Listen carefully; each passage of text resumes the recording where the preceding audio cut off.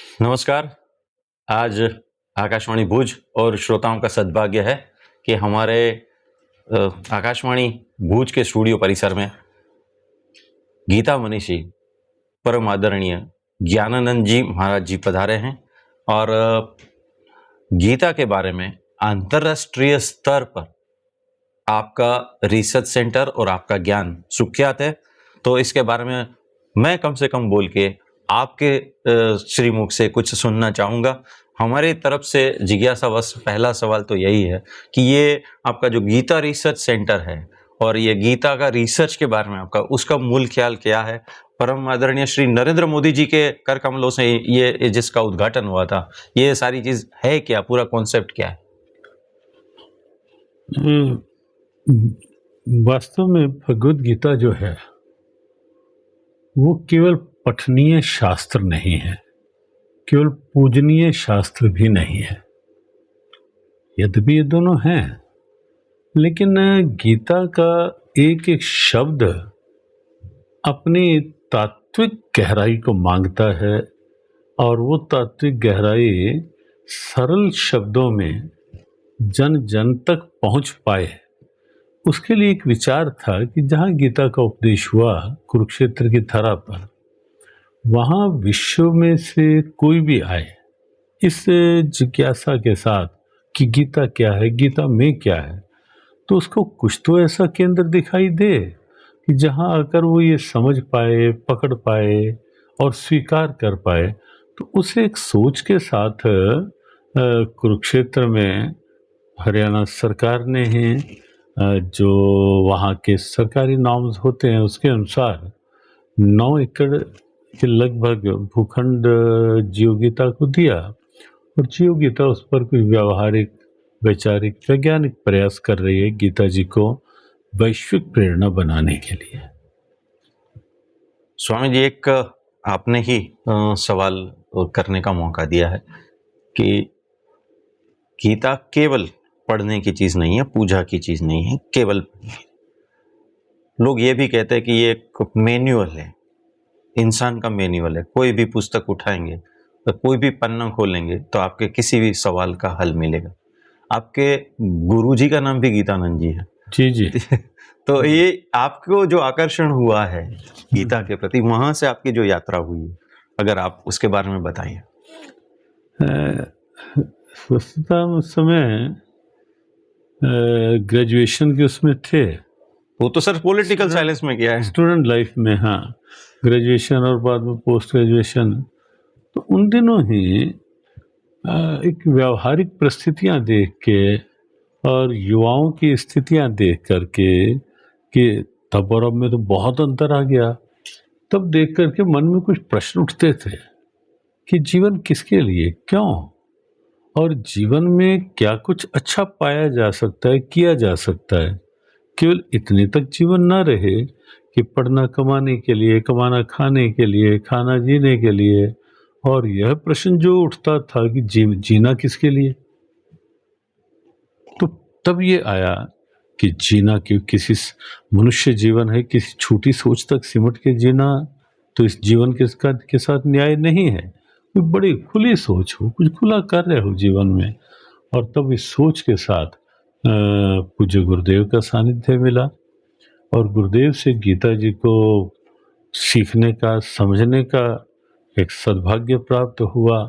और तभी से लेकर के यह प्रेरणा बनी कि जब गीता में इतना कुछ है, शांति है, सद्भाव है, सुसंस्कार है, समता है, समरसता है, कर्तव्य निष्ठा है, तो क्यों नहीं गीता एक जन जन तक एक व्यवहारिक प्रेरणा के रूप में पहुंचनी चाहिए। बस वही एक भाव आगे बढ़ता गया। जो अभी 40 के पार हैं, उनके साथ गीता के बारे में बात करना, उनको समझाना, मुझे लगता है कि थोड़ा सा आसान है। लेकिन 15 से ऊपर वाले लोग जो सोशल मीडिया से जुड़े हैं, जो बच्चे हैं, जो युवा हैं, उनको ये गीता में जो खजाना छिपा है, वहां आकर्षित करने के लिए, उन दोनों का जो मिलाप हो, इसके लिए हम क्या कर सकते हैं, या आप क्या सोचते हैं? निस्संदेह जयेश जी, ये है सत्य, बड़ा एक कठिन समय है। बाह्य दृष्टि से देखें तो समय कुछ अलग ऊंचाइयों का समय है, विस्तार का है, विकास का है, लेकिन ये सब विकास विस्तार ये भौतिकवादिता के दायरे में सिमट कर रह गए हैं और उसका परिणाम अशांति और दुर्भाव दिखाई दे रहा है। तो ऐसे में बड़ी बात यह है कि जब युवा कहीं ड्रग एडिक्टेड होते दिख रहे हैं, कहीं कर्तव्य से भ्रमित होते दिख रहे हैं, और कहीं कहीं बीच में कुछ युवा कुछ राष्ट्र विरोधी तत्वों के साथ मिलकर कुछ उस ढंग की सोच पनपाते दिख रहे हैं, तो ऐसे में हमें लगता है कि युवाओं को भगवत गीता के वे सूत्र जो युवाओं को कैसे प्रेरित कर सकते हैं कर्तव्य बोध के लिए, उनकी ऊर्जा, जब युवाओं को हम इस ढंग से समझाते हैं कि आपके यौवन का आदर्श अर्जुन होना चाहिए या दुर्योधन, और दोनों की स्थिति जब बताते हैं कि दुर्योधन ये था, उसका परिणाम ये था, और आज तक दुर्योधन की स्थिति समाज में क्या है, अर्जुन आज भी एक प्रेरणा है, तो तब युवाओं को लगता है कि नहीं, यौवन वही है, अर्जुन बनकर पूरे विश्व का गौरव बन सकता है और दुर्योधन बनकर अपने साथ साथ पूरे कुल के संहार का कारण बन सकता है। तो तब युवाओं को, जब युवाओं को स्वामी विवेकानंद का बताया जाता है कि स्वामी विवेकानंद एक थे और पूरे विश्व में किस ढंग से भारतीयता का गौरव बढ़ाया, क्यों नहीं प्रत्येक युवक ऐसा कर सकता। और विशेष रूप से जब युवाओं से कहीं यूनिवर्सिटीज़ में, कहीं ओपन उसमें किसी उसमें कॉन्टेस्ट में, कहीं सेमिनार में जब ये चर्चा करते हैं कि भारत का स्वतंत्रता संग्राम याद करो, आप फ्रीडम मूवमेंट, कैसे एक एक सेनानी ने राष्ट्र के लिए प्राण उत्सर्ग कर दिए, राष्ट्र गौरव के लिए, और प्रत्येक के हाथ में गीता थी। बड़ी ये विलक्षण बात, जो सामने कुछ चीजें ऐसी भी हैं जो हमें लगता है कि हमारा वास्तविक इतिहास देश के युवाओं के सामने आने भी नहीं दिया गया। अब वही ऐसे अनार और ऊ से उल्लू, तब भी उल्लू ही पढ़ाते थे, आज भी वो वही पढ़ा रहे हैं। तो हमने तो ये कहा कि क्यों नहीं भाई, ऐसे अर्जुन क्यों नहीं पढ़ाते आप, आ से आर्यभट्ट क्यों नहीं पढ़ाते, ऊ से उद्धव क्यों नहीं पढ़ाते आप। तो बच्चों को जब स्वतंत्रता सेनानियों के ऊ से उधम सिंह, भै से भगत सिंह, जब ये पढ़ाया जाता है, उनको बताया जाता है गीता के साथ कितना मनोबल उनका बढ़ा, तो बहुत से युवाओं में ये चेतना जगी भी है, जगती भी है। लेकिन आवश्यकता इस बात की है कि युवाओं को युवाओं के लेवल पे उतर के बात करनी पड़ेगी। जो मिडिल एज के व्यक्ति हैं उनके लिए गीता में क्या है, उनकी बात करनी पड़ेगी। और जो आपने प्रारंभिक प्रश्न किया जीव गीता सेंटर का, वहाँ हमारा प्रयास ही यही है, गीता में बच्चों के लिए क्या छोटे सूत्र हैं, युवाओं के लिए क्या, प्रौढ़ अवस्था के लिए क्या, वृद्ध अवस्था के लिए क्या, सैनिकों के लिए क्या, जेलबंदियों के लिए क्या, आदर्शग्रस्त के लिए क्या, तो इस ढंग का एक प्रयास चल रहा है। कोई कोई ये भी कहता है कि गीता पारसमणि की तरह है, थोड़ा सा भी किसी को छू लिया तो पत्थर को या लोहे को भी सोना बना देता है। चमत्कार ज़्यादा जुड़ते जाते हैं बात में, कहने का तात्पर्य यही है। तो आपने पहले लाइन में अपनी बात में कह दिया कि ये पढ़ने, पूजने, चमत्कार से जोड़ने की चीज़ नहीं है, ये समझने की चीज़ है। तो यहीं पर आपने एक स्पष्ट तो कर ही दिया है कि गीता से क्या करना है। लेकिन बातें हम बहुत सुनते जाते हैं कि गीता बहुत अच्छी है, लेकिन किसी को भी हम पूछ लें गलती से भी कि गीता का दूसरा अध्याय क्या है या पहले अध्याय में क्या कहा गया है, तो ये एक जनरल मेरा सवाल यही है कि एक समाज में आपका जो हेतु है, जो पढ़े, लोग समझे, वहां जाए, पूजे नहीं, कम पूजे, उससे कोई ऐतराज ही नहीं है, ऐतराज लेकिन नहीं है। उसको समझे, इसके लिए क्या कर सकता है, माध्यम क्या कर सकते हैं, लोग क्या कर सकते हैं, शिक्षक क्या कर सकते हैं, आप जैसे परम संत क्या कर सकते हैं? जैसी हमें लगता है कि सबसे पहले तो हर क्षेत्र के व्यक्ति को वर्तमान परिस्थितियों की चुनौती को समझना होगा कि जब आज का समय ये चुनौतियां प्रस्तुत कर रहा है, आज बचपन और यौवन हमारे हाथ से निकलता फिसलता जा रहा है और यही गति रही तो भविष्य में कैसी दुर्गति की स्थिति हो सकती है, उसका अनुमान प्रत्येक को लगाना होगा। बचपन संस्कारों से विहीन होता दिखाई दे रहा है, एक मोबाइल की डिब्बी तक सिमटता दिखाई दे रहा है। यौवन की स्थिति हमने आपको बताई, तो ये बड़ों को पहले समझना होगा। टीचर्स को पहले ये बात समझनी होगी कि मेरा कर्तव्य केवल औपचारिकता में फॉर्मेलिटी से क्लास पूरी करना ही नहीं है। मेरा कर्तव्य केवल यहाँ आकर सैलरी की बात सोचना नहीं है, वो मिलेगी जो मिलेगी भाई। मेरा कर्तव्य ये बनता है कि मैं कैसे बच्चों के लिए, ये गीता है, मैं कैसे बच्चों की अपलिफ्टमेंट के लिए, बच्चों के जीवन उत्थान के लिए, उनकी अच्छी पढ़ाई और अच्छे जीवन के लिए मैं उनको कैसे कुछ अच्छा दे सकती हूँ, दे सकता हूँ। तो जब हर टीचर ये एक सोच बना लेगा तो वातावरण निश्चित बदलेगा। जब प्रत्येक डॉक्टर ये सोच बना लेगा कि मेरा कर्तव्य केवल रोगी से अधिक कैसे निकाल पाऊं, ये नहीं है, मेरा कर्तव्य है, मेरे पास जो क्षमता है मैं उसका अधिकतम उपयोग करके कैसे रोगी के रोग की निवृत्ति कर पाऊं, जो मुझे मिलना है वो मिलेगा ही, जो मेरे भाग्य में होगा निश्चित मिलेगा। ऐसे ही हर क्षेत्र और हर माता पिता ये सोचे कि बच्चे के लिए कोई अच्छा प्रतिष्ठान, दुकान, अच्छा मकान बनाकर बच्चे को उसका दायित्व देना या उसका उत्तराधिकारी बनाना, यही मेरा कर्तव्य नहीं है।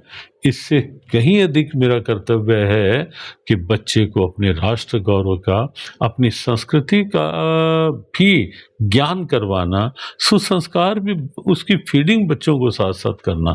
तो जब किसी भी क्षेत्र के सीनियर्स बड़े जब एक ऐसी सोच के साथ चलेंगे तो हमें लगता है कि कठिन दौर है, लेकिन अभी असंभव स्थिति नहीं है, फिर से उसी स्थिति को लौटाया जा सकता है।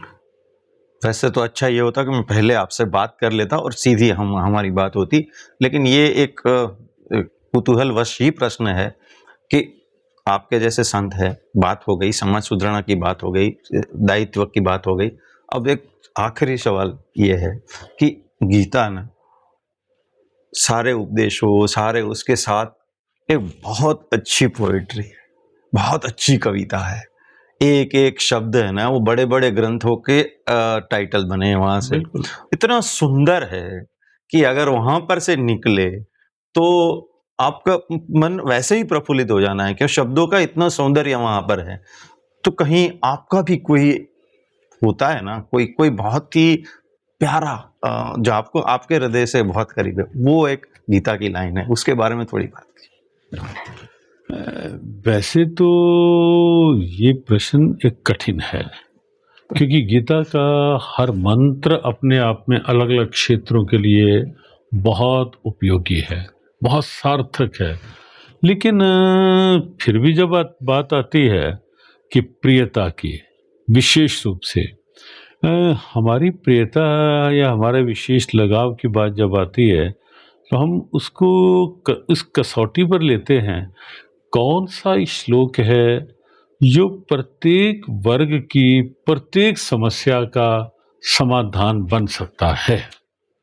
जब वह बात आती है तो हमें लगता है कि दूसरे अध्याय का 47 और बाद में जो 48वां श्लोक है, वहां एक तो कर्तव्य बोध करवाया गया और फिर उसमें ये बताया गया कि प्रमादी नहीं बनना। गीता ने कहा माते संगोस्त्व कर्मणि, और यह सोच, इस सोच से बचकर कर्तव्य करो, मुझे क्या मिलेगा, इस चिंता से ऊपर उठकर कर्तव्य करो, मैं क्या कर सकता हूँ, मेरे हाथ में क्या है और मैं क्या दे सकता हूँ। जैसे अधिकतर राष्ट्र की समस्याओं का समाधान इससे मिल जाएगा आपको। अब आप देखिए राजनीति में सत्ता मिलने के पश्चात हर नेता ये सोचे कि 5 साल के लिए कुर्सी मिली है, मैं अधिक से अधिक क्या बटोर सकता हूँ? तो सब कुछ अव्यवस्था की ओर जाएगा या नहीं? भ्रष्टाचार, अनाचार, लूट-मार सब कुछ वहाँ बढ़ेगा। और जब कोई यह सोच बनाकर कार्य करेगा, 5 वर्ष का मुझे अवसर मिला है, मैं इस अवसर को कैसे समाज, राष्ट्र और प्रजा के हित के लिए क्या इसका बेस्ट उपयोग कर सकता हूँ, तो आप देखेंगे सत्ता गौरवान्वित होगी। वो व्यक्ति, उसकी क्षमताएं गौरव प्राप्त करेंगी और राष्ट्र का गौरव कितना बढ़ेगा। और ये बात, और इसका दूसरा श्लोक का पक्ष हम लेते हैं कि सिद्ध सिद्धियों समभूत्वा। बच्चों की एक बड़ी प्रॉब्लम देखी जाती है और हमें लगता है कि यदि बचपन इतनी समस्याओं में घिर जाएगा तो किसके बल पर हम सबल स्वस्थ राष्ट्र निर्माण की कल्पना कर पाएंगे। ये सिद्ध सिद्धियों समभूत्वा, इस झूले में बचपन झूलता जा रहा है। जरा सी अनुकूलता घर परिवार में बच्चे को ना दो, आपके पास साधन है या नहीं, लेकिन आपको बच्चों की बात माननी होगी, उसकी अनुकूलता में चलना होगा आपको। और ऐसे ही मान लो परिणाम हैं, रिजल्ट हैं पढ़ाई में, तो पहले से जरा सी कोई प्रतिकूल स्थिति आई, टेंशन, डिप्रेशन, और जो आपने पर एक बात कही, कहीं ना कहीं सुसाइडल स्थितियों तक पहुंच जाती है बात। तो गीता का ये सूत्र जो है, सिद्ध सिद्ध्यो समभूत्वा समत्वम योग उच्यते, ये समत्वम योग उच्यते है, balanced stage of mind is योग। बैलेंस बना के जियो, भौतिक और अध्यात्म में, अनुकूलता और प्रतिकूलता में। केवल शरीर के लेवल पे नहीं जियो, मन को भी जागृत करके जियो, शरीर और मन में बैलेंस बना के चलो। तो ऐसे जब अधिकार और कर्तव्य का संतुलन बना के चलो, तो गीता का ये मंत्र जो है, हर क्षेत्र की हर समस्या का एक उपयुक्त समाधान हो सकता है। जब मीठे पानी के कुएं के पास जाते हैं और वहाँ से निकलते हैं तो यही भावना रहती है कि प्यास तो बहुत थी, लेकिन शरीर की जो पीने की क्षमता थी वो कम थी।